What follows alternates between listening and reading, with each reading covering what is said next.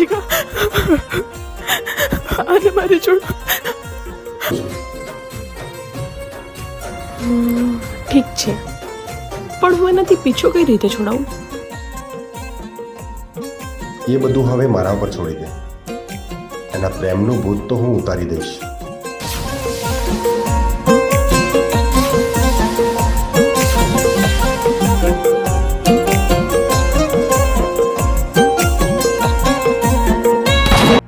હું આના ખૂનના આરોપમાં જેલમાં ગયો હતો ને. જીગા જીગા અમને માફ કરી દે. આમાં રાજનો કોઈ વાંક નથી. બધો પ્લાન મારો હતો. તારી જાનને માફ નહીં કરે?